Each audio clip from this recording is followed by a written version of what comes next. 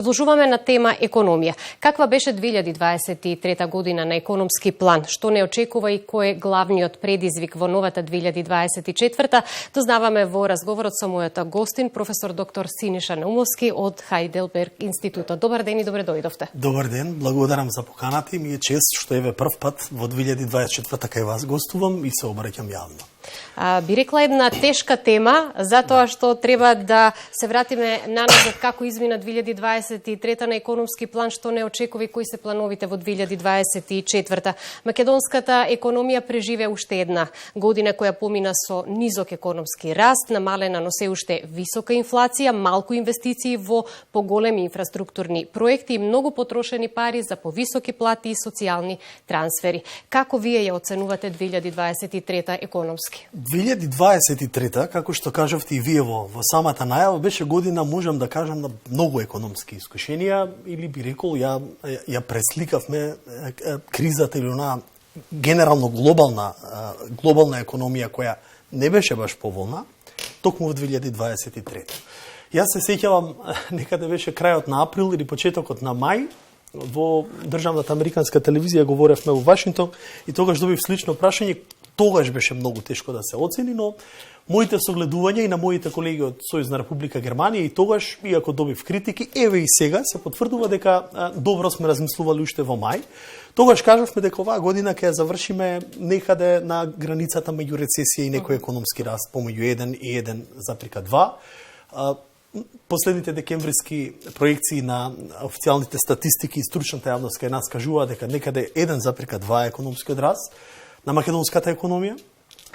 Исто така инфлацијата. Инфлацијата, морам да го тоа потенцирам, има значајно намалување од месец за месец, или ако направиме една компаративна анализа со инфлацијата минатата година, само за ноември или декември, и оваа ноември и декември оваа година, тогаш се забележува едно драстично олабавување, но далеку сме се уште од она, да кажам, да ја намалиме загриженоста или да ги сведеме ризиците на многу пониско ниво.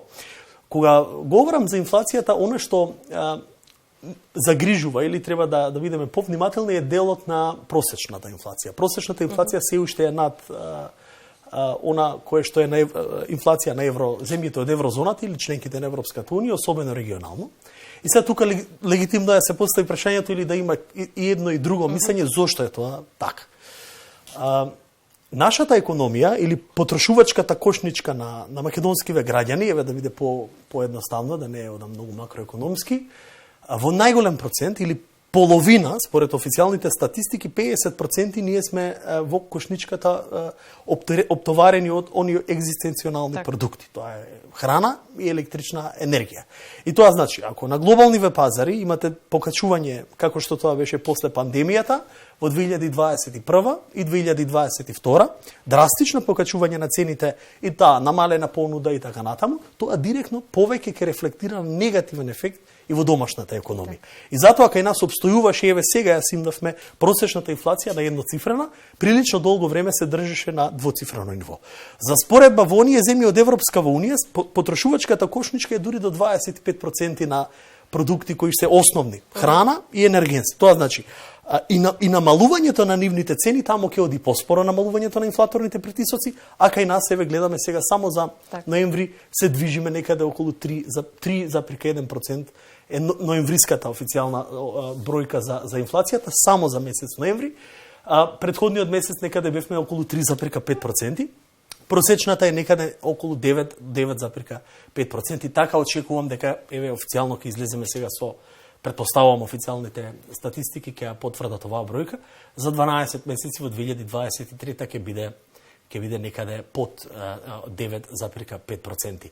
Што значи си во овие години 31 од кога сме независна економија, некако кога е кризно време, а сме имале можеби после глобалната и светска економска криза 2008 година, ова беше најголема криза, се покажа дека исплива тие структурни проблеми на државата. Кога една државичка не може да обезбеди своја независност од храна и од друга страна многу доцна ги решаваме проблемите со сопствена производство на електрична енергија, тоа се предизвикува вакви пореметувања на еден начин економски. Така беше 2023 година. Меѓутоа, без сериозни реформи, изборната 2024 година ќе биде уште потешка и поскапа.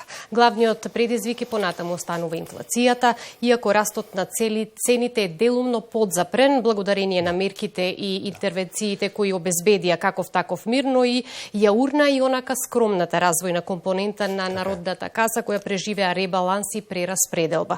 Но и дополнително оптоварување ќе имаме со неодамна промовираниот девети поред антикризен пакет, кој што тежи 673 милиони евра и допрва ќе треба да се финансира. Па еве го прашањето, што не очекува и кој е главниот предизвик во 2024-та? Такви се проекциите рестриктивни. И на 24-та за македонскава економија, баш како што го спомнавте и во прашањето, и на глобалната и регионална економија. Зошто се такви проекциите? Вие не може да очекувате силен економски раст ако од една страна и Европската централна банка, и ФЕД, американските резерви, и банката на Англија и така натаму имаат рестриктивна монетарна политика. Тоа значи зголемување на есконтната стапка неколку пати, само 14 на 15 пати ја зголемивме ние дома, следејќи Европската централна банка. Но она што може би дава надеж, би рекол сега за граѓаниве, е тоа што втората половина од 24-та година може да се очекува одредено стабилизирање, се со цел да имаме намалување на на јадрото или на базата на инфлаторните притисоци. Далеку, може би рекол, далеку сме од она очекувано проектирање на околу 2% за крајот на 24-та, но во 25-та ќе ја сведеме на една контролирана процентуална стапка. Но, бидејќи разговаравме на првото прашање за инфлацијата, за граѓаниве е многу важно да подвлечам, цените никогаш нема да се вратат на она ниво на кое што сме ги имале во 2019-та и почетокот на 20-та година од пред пандемијата, затоа што само ќе го зауздаме покачувањето на инфлацијата и ќе треба да го компензираме со економскиот раст. Барем да не се дозволи повеќе да се покачуваат. Фискалната политика проектира оние задачи кои ги има таа. Помошти, пакети, дали се прерано, задоцнети, сега имаме избори, двојни избори во 24-та и парламентарни и председателски, згора на сето тоа има Европската унија избори во 24-та и има Сојузна република Германија. А ако го проектираме и во 24-та елементот на глобалните воени конфликти, тогаш веќе реално е загриженоста да се појавува и кај нас економскиве толкувачи или аналитичари. Имате вие сериозна војна во Украина, која јас сум оптимистичен дека ќе заузда стапката на движење и очекувам исто така некаде околу летниот период тоа да се намали и тамо да има некаков барем привиден мир. Но она што загрижува е војната во Израел, израелско-палестинската војна или војната меѓу Израел и Газа. Но на крајот на краиштата, она што може би реков како надеж влева е намалувањето на притисоците на храната на глобалните пазари и може би, еве, една сега економскиве менаџери на фискалната политика сигурно знаат и поупатени се, може би треба да се работи повеќе на намалување на паѓањето на стапката на бруто инвестициите. Овој македонски раст на бруто домашниот производ, за кој ми го поставивте прашањето околу 1,2% се должи како негативна основица токму на драстичниот пат на бруто инвестициите и пат на јавната потрошувачка. Токму во последниот квартал тие два негативни елементи влијаја ние да имаме некаде речиси над 1%. Згора на сето тоа би додал, македонскава економија е зависни од германската економија. Не смеам да ја изоставам тука. Ние имавме со Хајделберг институтот минатата недела пред Нова година некаде божични разговори, каде дискутиравме и професорот Урли Глеих, кој е истакнат економски аналитичар, покрај тој и стопанственик, даде едно, можеби и оптимистично според мене видување со анализа на растот на европската економија, особено на Сојузна република Германија и доза на една критика таму, затоа што огромен дел на буџети се рефинансираат и рекласифицираат од една на друга намена и тоа сериозно влијае врз растот и на германската економија.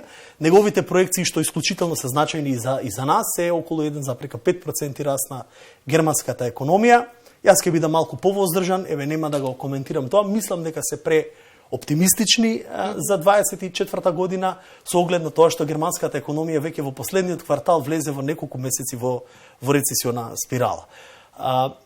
Ние како македонска економија морам да го потенцирам неколку пати, не го користиме оној сет на тоа го викаме како англиски збор приближување или near sharing, стратегија и политика на Европската унија, на земјите водечки во Европска унија, за да може да ги привлечат филиалите од источните пазари овде на балканските региони. Так. И затоа потфрламе во делот на бруто домашниот развој. Загрижувачки за експертската јавност и податокот дека македонската економија е во редот на ретките кои се уште ја живеат кризата, така во Европа пред се земјите од Европската унија, како што ја спомнавте, Германија, Данска, Франција, Белгија, веќе посткризно се случува стабилизација. Дали е веројатно дека и кај нас себе со почетокот на новата година ќе се надмини или пак ќе имаме продлабочување на кризата? Потребно е да се подготвиме за тоа што следува. Јас сум оптимистичен и реков, имам надеж дека 24-та година ќе биде подобра година и на економски план. Очекувам некој раст од околу 2%, инфлаторната спирала да се движи на ниво на проекциите во Европа, тоа е околу 5,4%. Европската централна банка најави нема да покачува дополнителни каматни стапки, ќе се задржи на тоа од пред еден месец, некаде околу 4,25. Следејќи го тоа и нашите монетарци ќе го движат истиот курс. И тоа се навидум едни позитивни сигнали, но она што највеќе треба да го истакнеме во однос на економскиве анализи, сега забележително дека јас не говорам многу за фискална политика и државна политика, бидејќи повеќе специјалноста ми е во монетарниве варијабли и монетарната политика, и затоа тука ќе го истакнам стабилниот банкарски сектор. Ако нешто можеме да го истакнеме овие последни декада и пол, особено во годините на криза, е банкарскиот сектор. Тоа е сосема силна алка во однос на креирање на други политики. Сега, дали ние како држава и фискална го користиме тој елемент или не, веќе тоа се теми за понатамошна домајнска анализа и дебата со колегите од фискалните позиции кои ги застапуваат. Банките во Македонија завршуваат со рекордна профитабилност, дури за 35% повеќе од 2022. Тоа се некаде околу над 210 милиони евра. Најголемите 5 банки креираат 9,2 милиарди евра. Тоа се сериозни варијабли. Згора на сето тоа, ако дополниме нивната адекватност на капитал, силина која е над 18,3 и повеќе, тоа кажува дека имате еден монетарен стабилен систем. Државните резерви се на исто високо ниво и континуирано ги зголемуваме, некаде за 30, чинам дека 30 на милиони евра се зголемени од претходниот месец, се движат на бројка од некаде 3,96 милиарди евра. А сиве овие варијабли даваат надеж дека ќе имаме мирна година. Но она за граѓанинот што е потребно и во интерес на вашава емисија, дали ќе имаме полесен и побогат живот.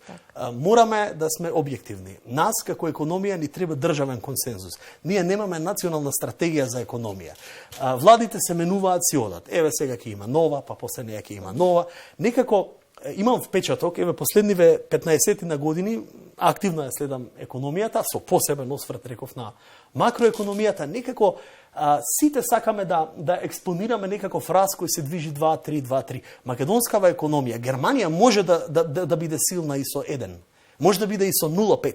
И Европскава унија може да биде со 0,5, бидејќи имате огромен пазар, се работи за огромни економии, но македонската економија, која е малечка, не може граѓанинот да почувствува ефекти, сега бидејќи не сакам да ја сведам само на бројки и монетарни, сакам и граѓаниве да ме разбера, не можеме да ја сведеме без раст од 7 до 8, 9, 10%, дури и повеќе од тој раст. Како можеме тоа да го постигнеме? Само со национална стратегија, каде што ние ќе привлекуваме директни странски инвестиции, ќе ги раздвижуваме пазарите на обврзници и на еден начин ќе бараме можеби и мотивација кај младите луѓе. Неодамна чув, мислам дека кај вас, замислете каква информација ќе ја споделам. Имате во 2023 година 1680 дечиња во примарно училиште, во осмолетка кои се во Словенија, запишени македончиња. Па тоа е поразителен факт за сите нас. И можеби она што сега влева надеж е како по една точка да постигнеме консензус, а тоа е економски раст и развој. Граѓаниве ќе живеат подобро и ќе бидеме на ниво можеби до европскиве земји, еве ајде да не одам подалеку, Хрватска, па и Република Бугарија, кои се најсиромашни членки во Европската унија, но некако, ако споредите, водете во Софија или во Загреб, се чувствува движење на пари, движење на свежи пари во економијата. Сето тоа го помага Брисел. Колку ние да имаме евроскептицизам или слично, јас се плашам дека се сведуваме само на одредени избори, политиканство. Ако сакаме граѓаните да бидат среќни, ние мораме да имаме национална стратегија за економски развој, која што нема да биде 2 или 3%, туку ќе биде 9, 10, 12. Желбите за 2023 година што испративме, кои останаа неостварени, остануваат да се реализираат во оваа 2024 година. Списокот е подолг, од подобра инфраструктура, поажурна администрација, повеќе кредити за фирмите и секако повисок стандард за граѓаните. За сите овие проекти во буџетот за 2024 година се предвидени 5,5 милиони евра. Според, бидејќи се наоѓаме во предизборен период, според опозицијата, оваа проекција е скроена за предизборни цели и подкуп на граѓаните. За власта пак ова е план кој треба да обезбеди стабилност и развој на економијата, што се потврдува и со предвидените 750 милиони евра за капитални инвестиции. Само кратко на крај сме од разговорот. Каков е вашиот став? Еве, бидејќи сум како економист поканет, не сум политичар. Ако бев политичар, ќе имавме многу за дебата, или ќе критикувавме, или ќе експониравме некои позитивни елементи. Буџетот е највисок до сега, тоа е факт. Она што недостига во буџетот е реализацијата на капиталните инвестиции. Ние секогаш потврламе во тој елемент. Значи, тука треба се отворат други прашања. Колку и да имаме супер фискална економија, на крај реализацијата на капиталните објекти има ниска стапка. Тоа според мене е исто така и за оваа година, и за овој буџет на еден начин забелешка во однос на проектираните визави реализираните капитални инвестиции. Ние имаме на хартија одлично, го буџетираме, прибираме, дефицитот на буџетот е исто така, околу 58,6 искористен, некаде 25 милиарди денари е за годинава. Значи, се е во рамките на проектираното, она каде што може би капацитетите на системот, дали е бирократизацијата, дали е правните елементи, капиталните инвестиции потврлаат. Сведоци сме и сега на последниот случај, тука ја давам главната забелешка. Инаку желбите мои ќе бидат во насока, внимавајте, економијата на двоцифрен раст е можеби далеко или илузија, се додека не видиме заедништво. Јас, сакам повеќе заедништво и во политиката, имаме избори, не знаеме како ќе помине, ајде нека биде позитивно сценарио, да не биде сценарио на некои соседни држави, би рекол. Тоа е според мене да има повеќе среќни луѓе и на еден начин да се почитуваме повеќе едни меѓу други. Мислам дека 23-та потврливме и на тоа општествено етичко поле и самите сме сведоци до каде не донесе оној системски распад на негативни емоции, негативни информации меѓу граѓанството и тоа резултираше дури со некои шокантни, девијантни појави меѓу овде во Скопје самите сте. Нови 362 дена се пред нас за да можеме да ги исправиме работите колку што можеме и да обезбедиме помирен и постабилен живот во Македонија. Да. Сум согласен со тоа. Ви благодарам многу за гостувањето. Благодарам за поканата.